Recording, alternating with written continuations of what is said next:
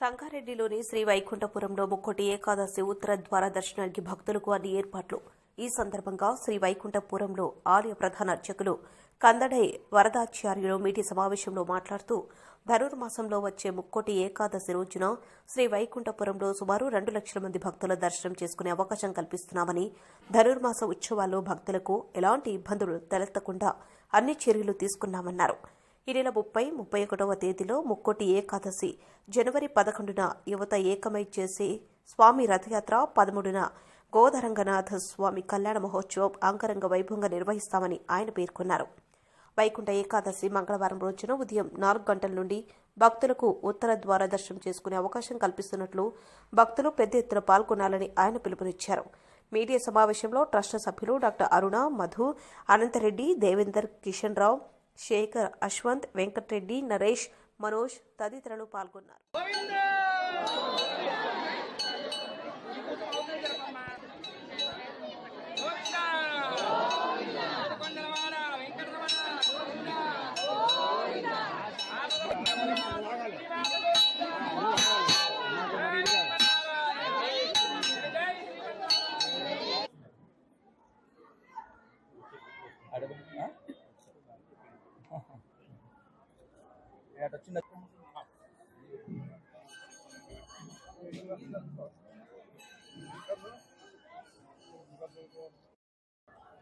जय श्रीनारायण.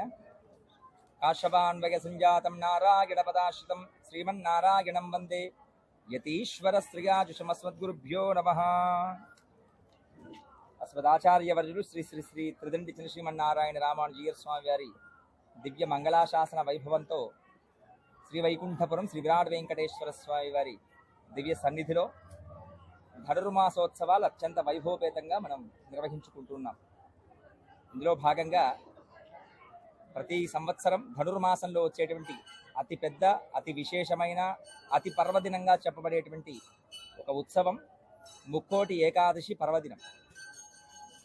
వైకుంఠ ఏకాదశిగా పిలిచేటువంటి ఈ పర్వదినాన భక్తులందరూ కూడా భగవంతుని చేరాలి అని పరితపించేటువంటి మనస్సులన్నీ కూడా శ్రీ వైష్ణవ ఆలయాలలో శ్రీ విష్ణువుని సేవించాలి అని కుతూహపడుతూ ఉంటాయి. అందులో భాగంగా మన ముక్కోటి ఏకాదశి పర్వదినాన మన శ్రీ వైకుంఠపురంలో వెలిసినటువంటి చతుర్దశ భువనాధీశ్వరుడైన విరాట్ వెంకటేశ్వర స్వామి వారి దివ్య సన్నిధిలో సుమారు 1.5 నుండి 2 లక్షల భక్తులు వచ్చి స్వామివారిని సేవించుకునేటువంటి చక్కటి సౌకర్యాలన్నీ కూడా మనం చేసే ప్రయత్నం చేస్తున్నాం. 30వ తారీఖున వైకుంఠ ఏకాదశి పర్వదినం ఉదయం 4:30 గంటల నుండే స్వామివారికి ప్రత్యేకమైనటువంటి అర్చనలు, ఆరాధనలు, ఇతరములైనటువంటి సేవలన్నీ కూడా కొనసాగుతాయి. ప్రత్యేకించి ఉత్తర ద్వారంలోంచి స్వామివారిని సేవించాలి అని మనకు పెద్దలు అనుగ్రహం చేశారు. ఏనాడో ఓ 2 రాక్షసులు భగవంతుడితో కొట్లాట పెట్టుకొని భగవంతుడి ద్వారా వారు ముక్తిని పొందారట.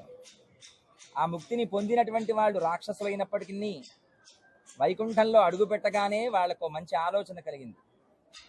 ఇంత దుర్మార్గులమైన మేమే నీ స్పర్శ చేత, నీ దర్శనం చేత ముక్తిని పొందామే, వేలాది మంది, లక్షలాది మంది, కోట్లాది మంది భక్తులు నీ దర్శనం చేస్తూ, నీ సేవ చేస్తూ పరితపించే వాళ్లకు ఓ మంచి అవకాశం ఇవ్వవయ్యా అని శ్రీమన్నారాయణుడు ప్రార్థించారట.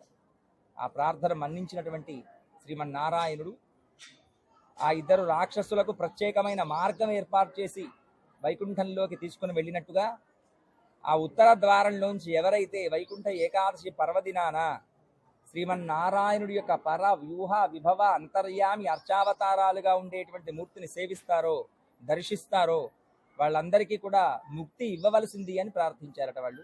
దానికి భగవంతుడు తథాస్తు అన్నాడు. ఆ ఫలితమే ఈరోజు మనం సంవత్సరానికి ఒక్క రోజు, ఒక్క పర్వదినం, ఒక్క పర్యాయం భగవంతుని సేవించడానికి ఆ శ్రీమన్నారాయణుడి యొక్క అద్భుతమైన రూపం ఈ కలియుగంలో వెంకటేశ్వర స్వామి. మనకు వెంకటాచల మహాత్మ్యం అనేటువంటి గొప్ప గ్రంథం చెబుతోంది, కలౌ వెంకటనాయకః అని. ఈ కలియుగంలో వెంకటేశ్వరుడే పరమోత్తముడైనటువంటి భగవంతుడు అని. ఆ భగవంతుడి యొక్క దర్శనం వైకుంఠ ద్వారంలోంచి చేసుకోవటం అనేది ఈ ప్రత్యేకమైనటువంటి ఈ ధనుర్మాసంలో వచ్చేటువంటి ఒక అద్భుతమైన అవకాశం, అదృష్టం. ఈ అదృష్టాన్ని సుకృతంగా మలుచుకొని లక్షలాది చేస్తాం. భగవంతుడి యొక్క అద్భుతమైన సారాన్ని లోకానికి అందించిన వేద విన్నపాలతో కూడినటువంటి ప్రబంధాలను విన్నపం చేసి చక్కగా మనకి మార్గాన్ని చూపినటువంటి పూర్వ ఆచార్యులైనటువంటి భగవద్ రామానుజులు అస్మదాచార్యులను ఆ వైకుంఠ ద్వారంలోండి భగవంతుడి దర్శనానికి తీసుకుని వెళుతూ అదే మార్గంలో మనందరం కూడా చక్కగా స్వామిని దర్శించుకుంటాం.